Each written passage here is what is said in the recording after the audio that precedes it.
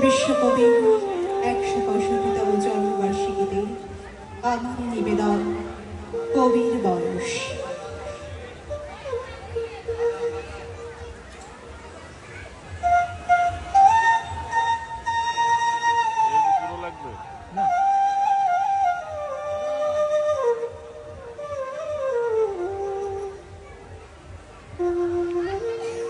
ওরে কবি, সন্ধ্যা হয়ে এলো, কেশে তোমার ধরেছে যে পা, বসে বসে ঊর্ধ্ব পারে চেয়ে শুনতেছ কি পরকারের ডাক?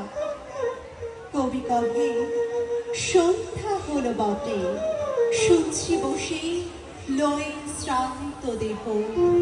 এবারে ওই পল্লী হতে যদি আজও হঠাৎ ডাকে আমায় কেহ, যদি কোথায় বকুল বনছায়ে মিলন ঘটে তরুণ তরুণীতে, দুটি আঁখির পরে দুইটি আঁখি মিলিতে চায় দুরন্ত সঙ্গীতে। কে তাহাদের মনের কথা লয়ে বিনার তারে তুলবে প্রতিধ্বনি? আমি যদি ভবের কুলে বসে পরকালের ভালো মন্দই বলি। সন্ধ্যা তারা উঠে আসতে গেল, চিতা নিবে এলো নদীর ধারে, কৃষ্ণপক্ষে হলুদ বর্ণ চাঁদ দেখা দিল বনের একটি পারে। শ্রীগান সভা ডাকে ঊর্ধ্ব রবে পোড়ো বাড়ি শূন্য আঙিনাতে।